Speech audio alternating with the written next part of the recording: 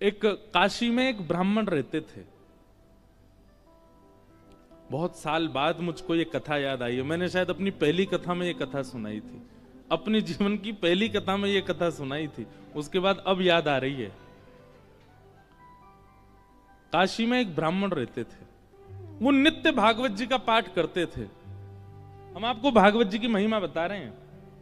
धीमे धीमे उनकी आयु बढ़ने लगी। एक दिन परिवार के सब लोगों ने कहा, भैया ये कोई इनका काम धंधा शुरू करा दो, पूरे दिन पाठ करते रहते हैं भागवत जी का।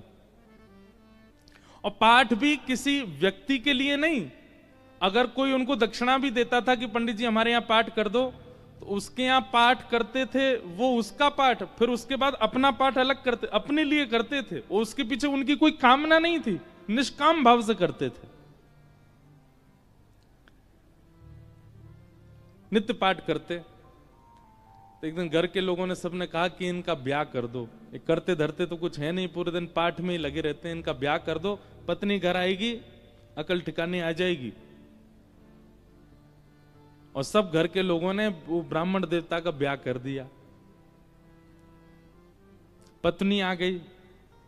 कुछ दिन बाद पत्नी को भी पता लगने लगा कि ये कोई काम धंधा नहीं करते हैं, पूरे दिन केवल भागवत जी का पाठ करते हैं। बहुत प्रयास किया, लेकिन उसके बाद वो भी हार गई कि ये करेंगे नहीं, कहीं काम नहीं कर सकते, ये तो भागवत जी में ही लगे रहेंगे। तो आपत्तिकालीन गृहिणी परीक्षा, हमारे शास्त्र आज्ञा करते हैं कि घर में आई हुई आपत्ति के समय घर की गृहिणी की परीक्षा होती है। क्षमा कीजिएगा, घर में आई हुई आपत्ति के समय यदि गृहिणी ही हाथ खड़े कर दे तो फिर आपको ब्रह्मा भी नहीं बचा सकते।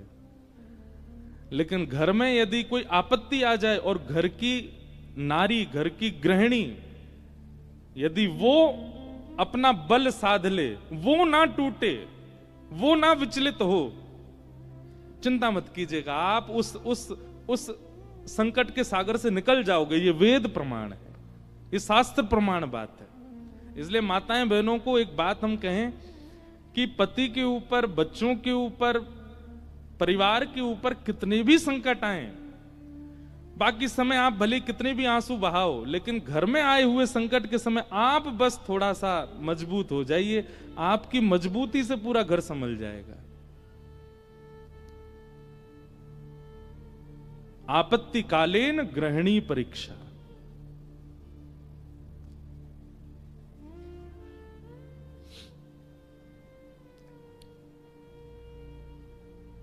पत्नी ने सोचा कि ये तो कुछ करते नहीं है, आगे हमारा वंश बढ़ेगा, बच्चे होंगे, कैसे चलेगा परिवार। तो फिर उनकी ब्राह्मण देवता की पत्नी ने आज्ञा ली, बोले आपकी आज्ञा हो तो मैं कुछ करूं कार्य, देवी तुमको जैसा अच्छा लगे।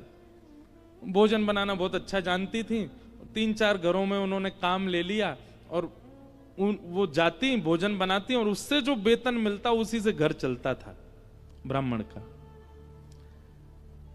ब्राह्मण और प्रसन्न हो गए, बोले और बढ़िया, वो और कुछ नहीं करना पड़ेगा, भागवत जी में लगे रहो, पाठ करते रहो। अब इसमें कई लोग ब्राह्मण को कहीं आलसी मत समझिएगा, ये बहुत बहुत बड़ी बात हम आपको बताएंगे, वो अंत में उसका निचोड़ निकल के आएगा। 2-3 बालक भी उनके हो गए, चल रहा था घर। एक बार की बात, कुछ संतों का काशी में आगमन हुआ। संत आती रहते हैं काशी में, पर असमय में आना हुआ, बिना समय के संतों का आना हुआ। और उन्होंने किसी से पूछा, बोले भैया हम 5-10 मूर्ति हैं, कहीं प्रसाद पाने के इच्छुक हैं, कोई वैष्णव परिवार हो तो हमको बताओ। तो एक राह चलते व्यक्ति ने उन्हीं ब्राह्मण का घर बता दिया, बोले यहां चले जाइए, यहां बहुत एक सेवानिष्ठ और बड़े शास्त्रों का अध्ययन करने वाले ब्राह्मण रहते हैं, इनके पास चले जाइए, आप ये प्रसाद पवा देंगे। संतों ने घर में प्रवेश किया। ब्राह्मण देवता तो अपने पाठ में लगे थे, भागवत जी का ही पाठ कर रहे थे।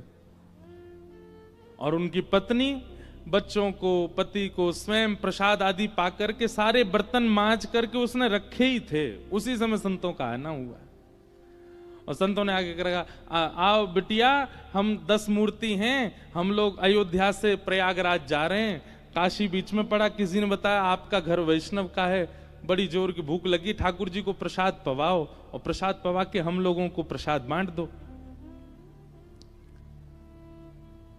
ब्राह्मणी बेचारी बड़ी प्रसन्न हो गई कि मेरे घर आज संत पधारे हैं प्रसाद पाने। तुरंत उसने जाकर के रसोई घर में सामग्रियां देखी। सामग्री इतनी थी नहीं कि उन सबको पवाया जा सके। दौड़ी दौड़ी अपने कक्ष में गई, जाकर के अपने जो उसका धन वो कमाती थी उसको जाकर के देखा कि जाऊं लेकर के आऊं, तो वह भी इतना नहीं था कि उन 10 महापुरुषों की सेवा हो सके। और ब्राह्मण का एक स्वभाव है कि और अगर ये स्वभाव किसी ब्राह्मण में नहीं है तो वो ध्यान से सुने, ये ब्राह्मण का स्वभाव होना चाहिए। ब्राह्मण दान मिले तो लेने का अधिकारी होता है, पर मांगने का अधिकारी नहीं है।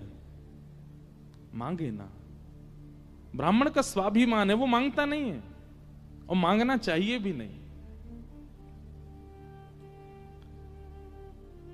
अब वो कभी रसोई में जाए, कभी कक्ष में जाए, कभी एकांत में बैठ के सोचे मैं क्या करूं, संत पधारे हैं घर पर, कैसे प्रसाद पवाऊं, क्या व्यवस्था करूं, कुछ लाऊं, कभी ऊपर कुछ ढूंढे, कुछ मिल जाए, कुछ भुजिया मिले, नमकीन मिले, कुछ तो मिले, कुछ तो दूं, पर कोई व्यवस्था नहीं बन पाई। बार बार उसको यहां से वहां घूमते देख संत समझ गए कि हम गलत समय पे आ गए हैं। मुखमंडल बता देता है कई बार। और वे सब संत अपने अपने आसन लेके उठ गए, चिमटा कमंडल लेकर के, बिटिया सुनो सुनो सुनो सुनो, हमको ना प्रयाग पहुंचना है, विलंब हो रहा है, फिर आएंगे, अपना ही घर है, क्या दिक्कत है, तुम आराम करो, हाँ हम जाते हैं।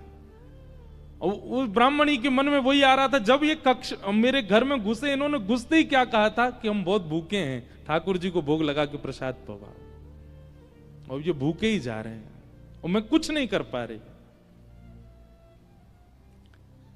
नेत्र सजल हो गए उसके, अत्यंत पीड़ा में आ गई। आज तक तो अपने पति से कुछ कहा नहीं था, पर आज कक्ष में प्रवेश करके ताम्रवर्ण आंखों का हो रहा था और बस चिल्लाने लगी, बोले तुमसे ब्याह किया मैंने, आपने जैसे चाहा वैसे रही मैं, आप नहीं करते कुछ तो घर घर जाके प्रसाद बना करके घर चलाती हूं मैं भूखी रह जाऊं, बच्चे भूखे रहें, आप भी भूखे रह जाते हैं तो भी इतनी पीड़ा मुझको नहीं होती है। पर आज संत पधारे थे हमारे यहां, महापुरुष पधारे थे हमारे यहां, कल्पवासी महात्मा आए थे हमारे यहां। वो अभागा दुर्भाग्यशाली घर है जहां से संत भूखे चले जाते हैं, निराश चले जाते हैं, और आप पूरे दिन ये भागवत जी में लगे रहते हो।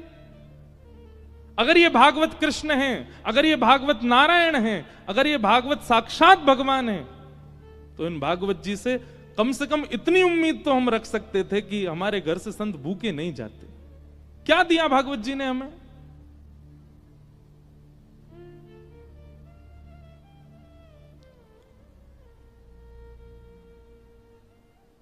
ब्राह्मण बोले, देखो तुम मुझे कुछ भी कह लो, पर तुम जानती नहीं हो ये साक्षात कृष्ण हैं। मैं क्यों बचपन से आज तक भागवत जी के उन्हीं 18,000 श्लोकों का मुझे कृष्ण दिखते हैं, मुझे लीला दिखती है, मुझे शामा शाम का नित्य विहार दिखता है भागवत जी में, इनके विषय में कुछ मत कहो। ब्राह्मणी को और गुस्सा आ गया, भागवत जी की पोथी उठा करके और ब्राह्मण की गोद में पटक दी। बोले, सुनिए, ये उठाइए भागवत जी और निकलिए, मैं अपना घर चला लूंगी, अपने बच्चों को पाल लूंगी, आप जिस समय भागवत जी को त्यागने का संकल्प ले लें तब लौट करके आइएगा।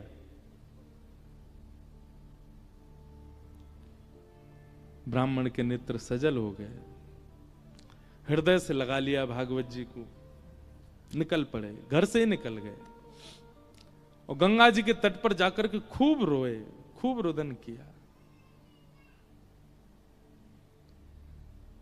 हे भागवत महापुराण, हे साक्षात शब्द में कृष्ण, मेरी अभागा पत्नी है, वो आपके रूप स्वरूप को भी पहचानती नहीं है, पर हे करुणा निधान, आप कृपा करो। मैं कहूंगा भी तो भी वो अध्ययन नहीं करेगी, तो भी वो मुझसे कभी कथा नहीं सुनेगी, पर आप कृपा कीजिए और मेरी गृहिणी को अपने रूप का दर्शन करा दीजिए।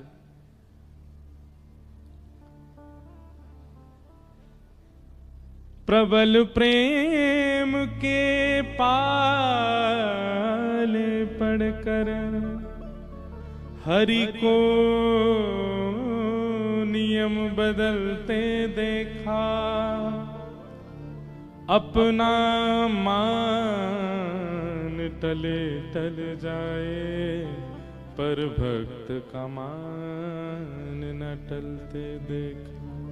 हमारे ब्रज के श्री बिंदु जी महाराज, उनका ये भाव है, प्रबल प्रेम के पाले पढ़कर हरि को नियम बदलते देखा, अपना मान टले टल जाए, पर भक्त का मान न टलते देखा।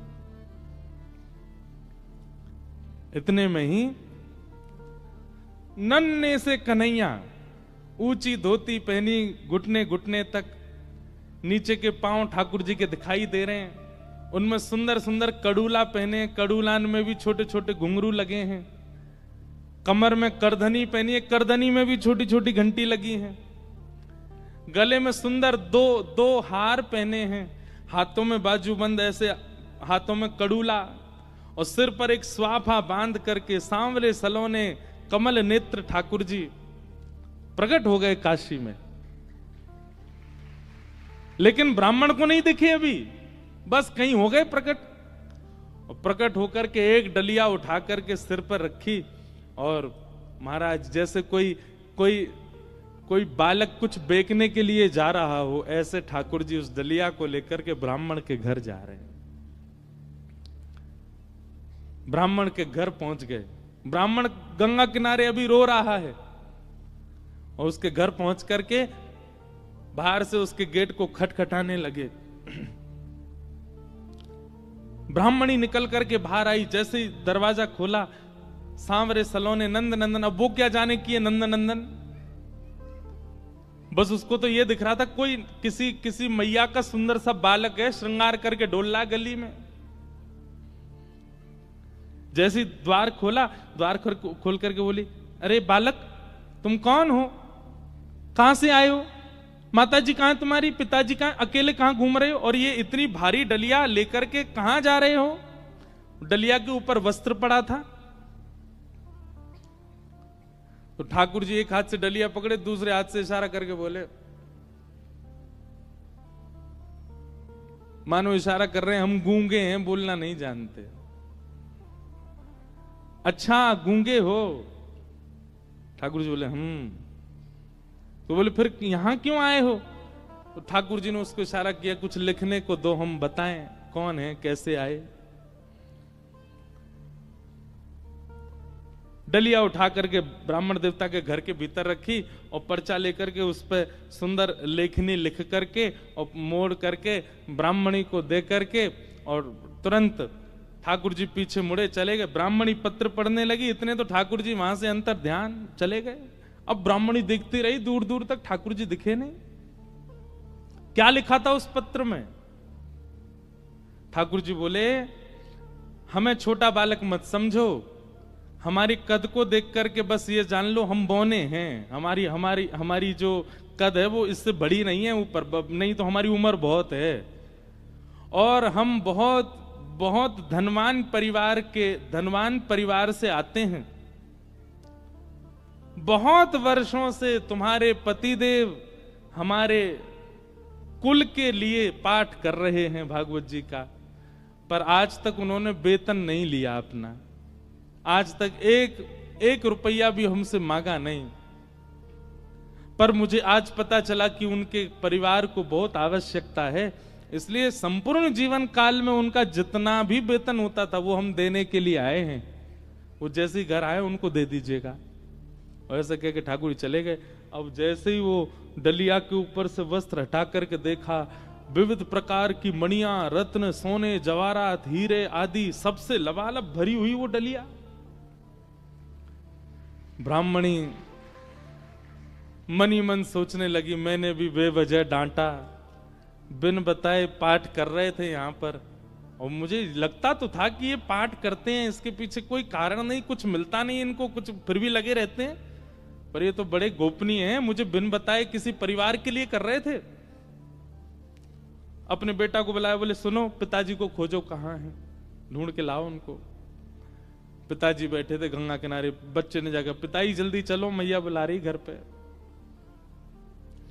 शाम हो गई, लौट करके ब्राह्मण आए, बड़े उदास हताश हृदय से भागवत जी लगी हैं। जैसे ही घर आए, आज घर का स्वरूप ही बदल रहा था, बढ़िया सुंदर दिए जल रहे हैं बाहर। द्वार खोल करके देखा तो पत्नी का भी स्वरूप बदल गया है, बालक भी बिल्कुल नए नवीन कपड़े पहन करके विचरण कर रहे हैं।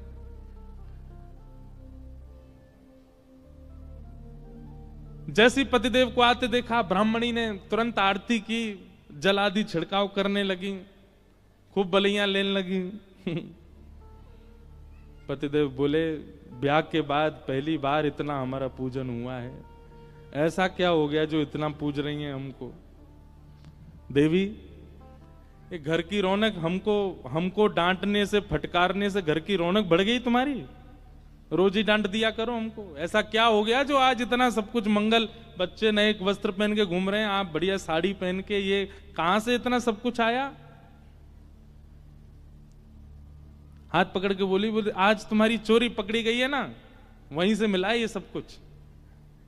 ब्राह्मण देवता बोले, मेरी कौन सी चोरी? बोले चलो दिखाती हूं। भीतर जाके कक्ष में बिस्तर पर ही सब रत्न पड़े थे। ब्राह्मण बोले, देवी ये कहां से आया इतना सब कुछ? बोले कहां से आया, ज्यादा चतुर मत बनिए, आपका गूंगा मालिक आया था। ब्राह्मण देवता बोले, गूंगा मालिक? मेरा गूंगा मालिक कौन?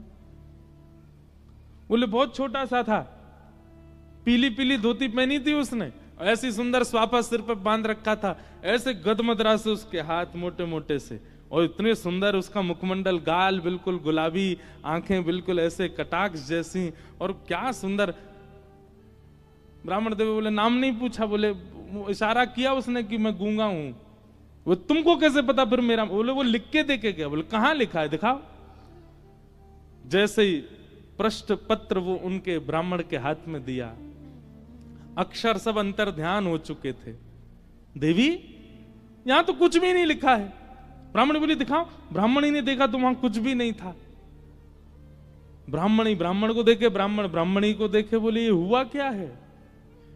ब्राह्मण ने कहा, सही से बताओ रूप कैसा था? बोले श्याम वर्ण था, कमल नेत्र थे, अधर बड़े मधुर थे, हस्तकमल और सर्वांगीण अंग ऐसा था कि मैं अभी तक भी उस छवि को भूल नहीं पा रही हूं। एक अद्भुत सी सुगंधी आ रही थी जब वे आए थे घर पर, और बहुत देर तक तो मैं उनके रूप का ही चिंतन करती रही। ब्राह्मण देव ज्यों ज्यों रूप का वर्णन सुने, त्यों त्यों नेत्रों से आंसू गिरते जाएं। तुरंत भागवत जी को खोला और खोल करके दसम स्कंद के वेणु गीत के श्लोक को उद्धृत करना प्रारंभ किया, और पत्नी से कहा, मैं एक श्लोक की व्याख्या करूंगा, बताना ऐसा ही रूप था क्या? कि वरहा पीड़म नटवर वपु कर्णयो कर्णकारम विभ्रदवासः कनक कपिसं वै जयन्तीं च माला रंध्रान् वेणुअधर सुधया पूरयन् गोप वृंदै वृंदारण्यं स्वपदरमणं प्राविशद गीत कीर्ति। उन्होंने एक ही कान में कुंडल पहना था, एक ही कान में कन्नेर का पुष्प लगा था। ब्राह्मणी बोली, हाँ हाँ, एक कान में कन्नेर का पुष्प था, गले में 2 स्वर्ण की माल और उसके साथ एक वैजंती माला थी, ब्राह्मणी बोली हाँ, उनके गले में वैजंती माला भी थी, पीतांबरी ऐसी चमक रही थी मानो सूर्य को भी लज्जा हो जाए। बोले हाँ, ऐसी ही उनकी पीतांबरी थी। नेत्र बंद हो रहे हैं और खुल रहे हैं, ये बंद होना खुलना, इसमें ऐसा लगता था कि मानो जैसे हम कहीं खो जाएंगे, हम कहीं डूब जाएंगे इनके रूप माधुरी में। बोले हाँ, ऐसा ही रूप था। ब्राह्मण तुरंत चरणों में गिर गए। देवी वो कोई और नहीं, साक्षात योगेश्वर कृष्ण आए थे, साक्षात वृंदावन चंद श्री ठाकुर जी आए थे। और वे तुमसे कह के गए कि मैंने बाल्यकाल से उनके घर के लिए पाठ किया। वो इसलिए कह के गए क्योंकि मैंने पाठ निष्काम भाव से किया, आज तक किसी कामना से नहीं किया। और निष्काम पाठ, निष्काम सेवा ठाकुर जी की लगती है, वो ठाकुर जी की ही हो जाती है। मेरे जीवन भर का पाठ का जो भी मूल्य होना चाहिए था, वो मूल्य देने के लिए ठाकुर जी आए थे। जगत मजूरी देत है, क्यों राखे भगवान। ठाकुर जी भी मजदूरी देते हैं सबकी, जो जैसी सेवा करता वैसी मजदूरी मिलती है उसको।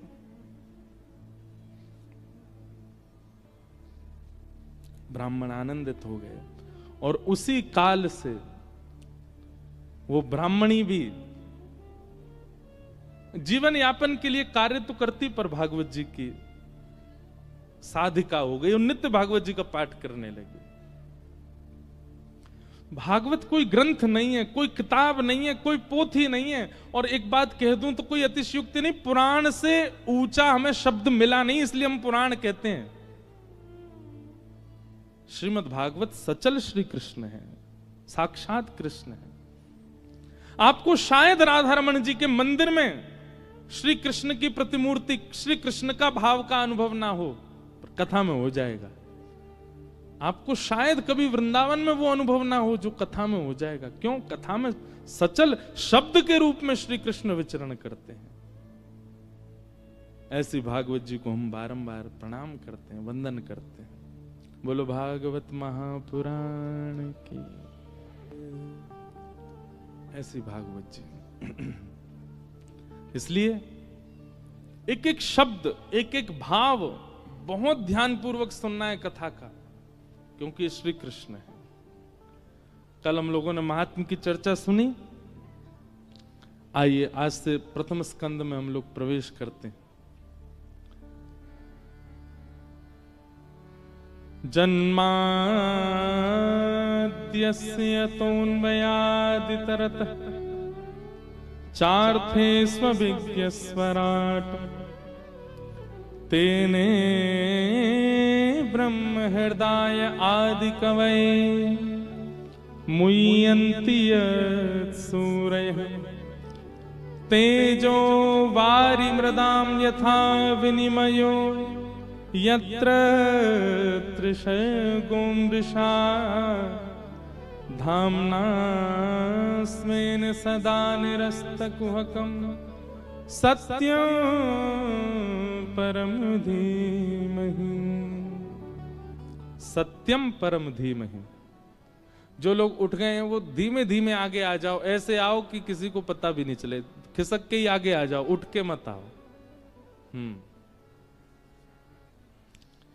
भागवत जी का पहला श्लोक, जन्माद्यस्य यतोऽन्वयादितरतश्चार्थे स्वविज्ञस्वराट्। ऐसे हल्ला करके मत आओ भैया, धीमे धीमे खिसक के ही आ जाओ। और जो कार्यकर्ता भी हूं वो भी सबको बैठे बैठे ही आगे आने को बोल दो।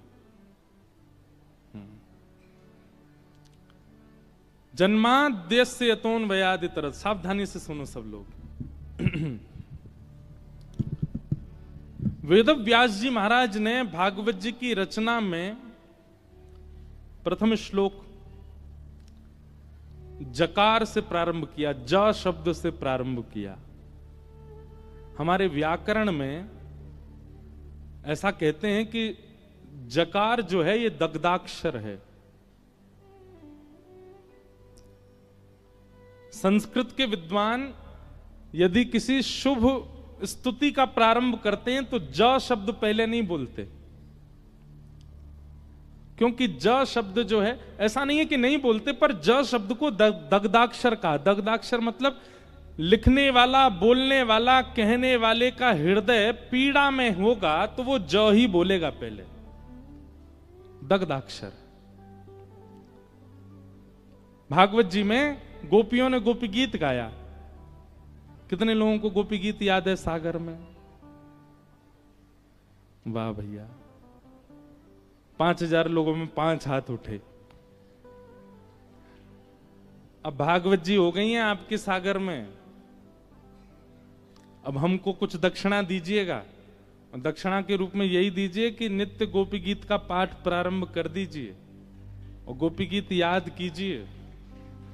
अब देखो कब याद करोगे? जीवन निकलता जा रहा है आप लोगों का। कई लोग तो बिल्कुल बिल्कुल बाउंड्री पे ही खड़े हैं। वैसे तो एक बात देखी जाए, बाउंड्री पर हर व्यक्ति खड़ा है, हर व्यक्ति बाउंड्री पर। कब उसका अंत हो जाए कोई जानता है क्या? इसलिए भैया जीवन में अब तक आपने सब करके देख लिया। गुलाब जामुन खा के देख लिया, रसगुल्ला खा के देख लिया, जलेबी खा के देख लें, और आपके सागर की कोई प्रसिद्ध मिठाई हो तो वो भी खा के देख ले, मध्य प्रदेश का कुछ प्रसिद्ध हो तो वो भी खा के देख लिया। अमरूद की चटनी बनती है ना यहाँ पे, हैं?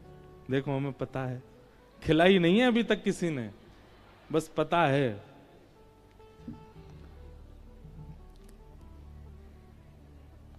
हम आए हैं दमोह, दमोह में कथा हुई थी कुछ वर्ष पहले। वो आयोजक भी आए हैं आज बेचारे कथा में, जो दमोह में कथा कराए थे। तो आपने सब कुछ करके देख लिया। आपने भोग भोग के देख लिए, रोग रोग के देख लिए, योग योग के देख लिए, सब कुछ करके देख लिया। अब बच्चा कुचा जीवन भी ब्रजवासी आयो है आपके नगर में, या की बात मान के देख लो। गोपी गीत याद कीजिए और नित्य गोपी गीत अपने घर के ठाकुर जी को सुनाओ। नहीं तो यहां अगर आपका आने का क्रम नित्य है, बालाजी को सुनाओ गोपी गीत। गोपी गीत का प्रारंभ भी जयति तेधिकम ज से ही होता है। क्यों? क्योंकि ठाकुर जी अंतर ध्यान हो गए हैं और उस समय में गोपियां विरही होकर के ठाकुर जी को पुकार रही हैं, इसलिए ज शब्द से प्रारंभ हुआ गोपी गीत का भी। श्रीमद् भागवत जी का प्रारंभ ज शब्द से हुआ, जन्माद्यस्य तो। और तो सुनो, हम सबका प्रारंभ जा शब्द से हुआ। जन्म, हम सबका भी जन्म हुआ है, इसका मतलब हम सब भी कहीं ना कहीं दग्ध हृदय वाले, हम सब भी पीड़ित हैं। और निश्चित है पीड़ित हैं, इसीलिए तो जन्म हुआ। अगर पीड़ित नहीं होते तो वैकुंठ में होते। हमारे कोई पूर्व के कर्म, पूर्व के दुष्कर्म शेष रह गए हैं जो हमें भोगने हैं, पूर्व के पुण्य कर्म रह गए हैं जो हमको भोगने हैं, उसके लिए तो हम आए हैं पृथ्वी पर। इसका मतलब पीड़ित ही है हमारी आत्मा, इसलिए हमारे प्रादुर्भाव को जन्म कहा गया।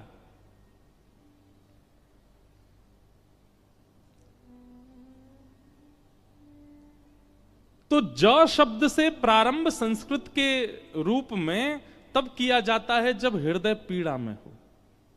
भागवत जी का प्रारंभ जकार से हुआ, हमारा प्रारंभ जकार से हुआ, गोपी गीत का प्रारंभ जकार से हुआ। हमारे वृंदावन में जाके पूरी दुनिया भी जकार ही कहती है, जय जय श्री राधे, सब जय ज से ही प्रारंभ करते हैं। इसीलिए पीड़ित है हृदय हमारा, और हम नहीं जानते होंगे, हमारी आत्मा जानती है।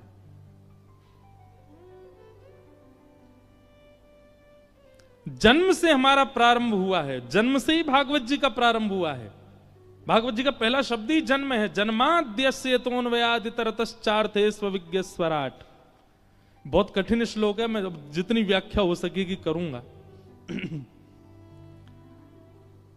जन्म से हमारा प्रारंभ, जन्म से ही भागवत जी का प्रारंभ। पर हमारा अंत हमको पता है। हमारा अंत क्या है? मृत्यु। क्या है? क्या है? मृत्यु। पर हमारा अंत मृत्यु नहीं होना चाहिए। हमारा विश्राम कहां होना चाहिए? तो भागवत जी का जो अंतिम श्लोक का विश्राम है वही हमारा विश्राम होना चाहिए। जब भागवत जी के पहले श्लोक का पहला शब्द हमारा प्रारंभ है, तो भागवत जी के अंतिम श्लोक का अंतिम शब्द हमारा विश्राम होना चाहिए। और विश्राम, अंतिम श्लोक क्या भागवत जी का, नाम संकीर्तनम यस्य सर्व पाप प्रणाशनो प्रणामो दुख समनस्तम नमामि हरिम परम। अंतिम शब्द क्या है, हरिम परम। क्या है, हरिम परम। हमारा विश्राम मृत्यु नहीं है, हमारा विश्राम अर्थी नहीं है, हमारा विश्राम चिता नहीं है, हमारा विश्राम हरिम परम, हरि परमात्मा के श्री चरण, वही हमारा विश्राम। वहां हमारा, इतरवंश महाप्रभु बैठे हैं मंच पर, इनका विश्राम हरिम परम, श्री राधा वल्लभ जी के चरण। स्वामी श्री हरदास जी विराज रहे हैं, आपका विश्राम हरिम परम। यहां श्रीमद वल्लभाचार्य जी, इनका विश्राम हरिम परम। भक्तिमती मीराबाई, उनका विश्राम हरिम परम। गोस्वामी तुलसीदास जी महाराज, उनका विश्राम हरिम परम। कालिदास का विश्राम हरिम परम। हमारा विश्राम शमशान घाट। हमारा विश्राम हरिम परम क्यों नहीं है? आज लिख लीजिए, कथा सुनने का, कुंभ स्नान करने का, नाम जप करने का, तिलक लगाने का, संत जनों को प्रणाम करने का, पुण्य करने का एक ही उद्देश्य है, हरिम परम, हरिम परम की प्राप्ति होना।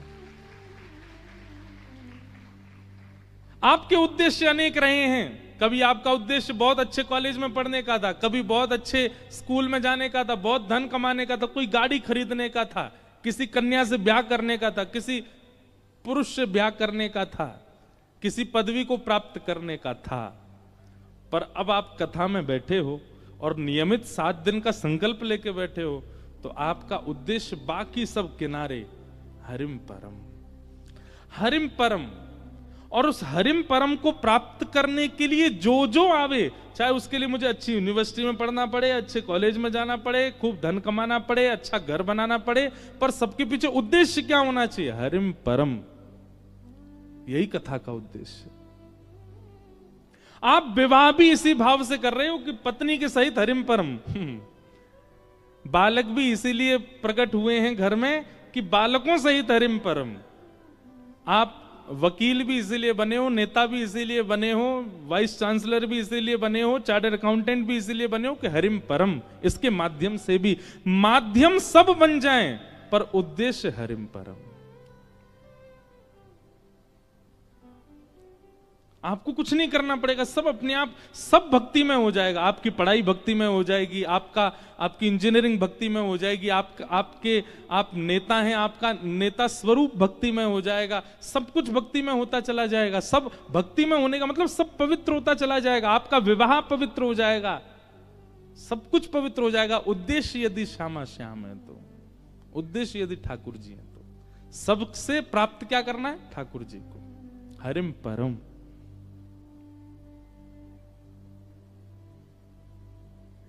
ये उद्देश्य मान लीजिए। कई लोग हमको, हम तो केवल कथा कहना जानते हैं, पर कई लोगों को लगता है ये बाबा जी कुछ जानते होंगे। एक माता जी अभी मिली मुझे, मुझको बोलती हैं प्रणाम कर, बाबा मेरे मन में क्या चल रहा है। अब मैं अपने संग पंडित जी को देखूं, मैंने कि क्या बोलूं इनको। मैंने कि मैया हम वो वाले बाबा नहीं है, हम तो केवल कथा सुनाते। नहीं नहीं, तिलक लगा रखा है आपने, हाँ धोती पहनी है। अरे भैया, मैंने हमसे केवल कथा कहनी आती है और कुछ नहीं। नहीं नहीं, मेरे मन में क्या चल रहा है बताओ। फिर हमको 2-4 बातें तो पता ही हैं, वो सबके मन में होती हैं। मैंने कहा आप बहुत पीड़ा में हो। दुनिया आपके साथ अच्छा व्यवहार नहीं करती। आंखों से आंसू आने लगे मैया के, जय हो बाबा। अरे मैंने कि मैया राधे श्याम जपो, जीवन एक परीक्षा है।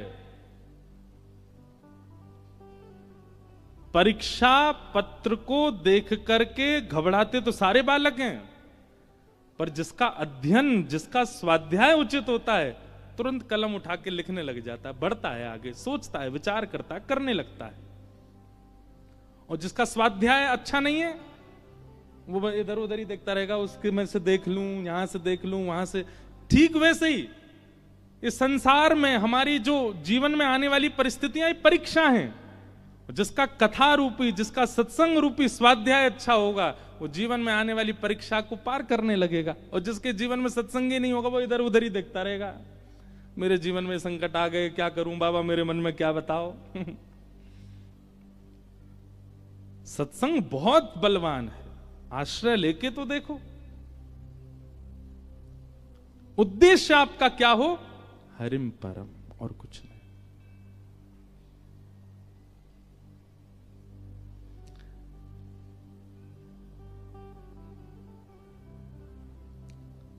मेरे तो, अब मैं थोड़ा सा घबरा रहा था कि मैं सागर में पद गाऊं कि नहीं। हम भजन तो बहुत गाते हैं, भजन कम गाते, पद ज्यादा गाते हैं।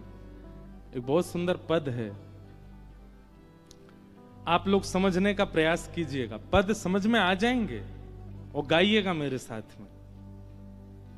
मेरे तो गिरधर ही गुणगान, मेरे तो गिरधर ही गुणगान। इस पद का अर्थ क्या है? मेरा उद्देश्य कुछ और नहीं है, केवल गिरधर के गुणगान। मैं कर्म भी इसीलिए कर रहा हूं, मैं खा भी इसीलिए रहा हूं, मैं सो भी इसीलिए रहा हूं, मैं पहन भी इसीलिए रहा हूं कि गिरधर मिले। ऐसा उद्देश्य बना लीजिए। काम करते चलो, नाम जपते चलो, हर समय कृष्ण का ध्यान धरते चलो, मुरली वाले को मन से रिझाते चलो, कृष्ण गोविंद गोपाल।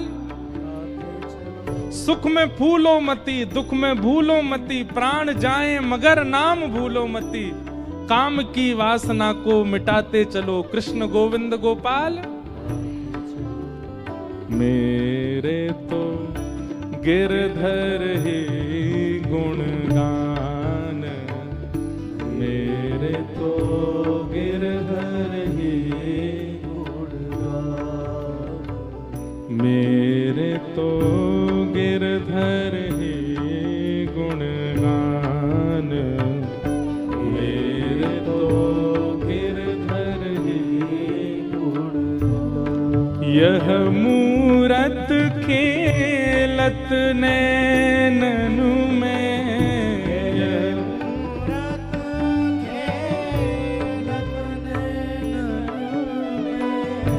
यह मूरत खेलत नैननु में,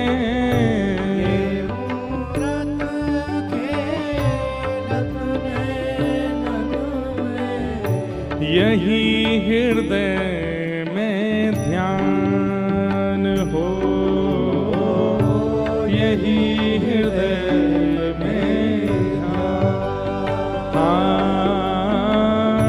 यही हृदय में ध्यान हो, यही हृदय में ध्यान।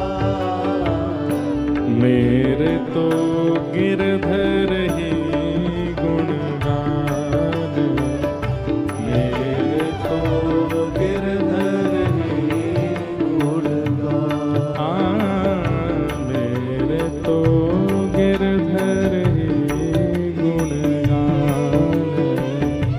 मेरे तो गिरधर ही गुणगान। प्यारे गिरधर लाल की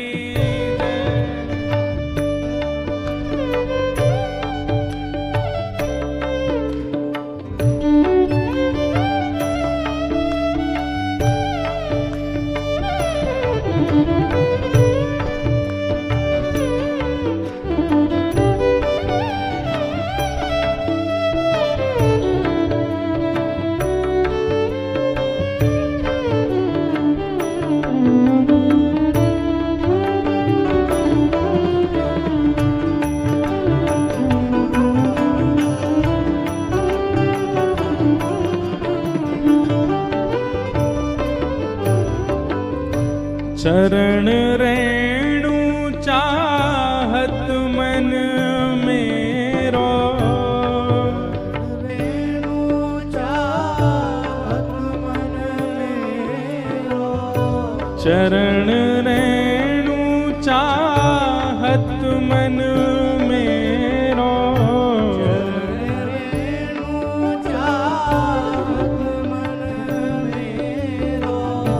यही दीजिए दान हो,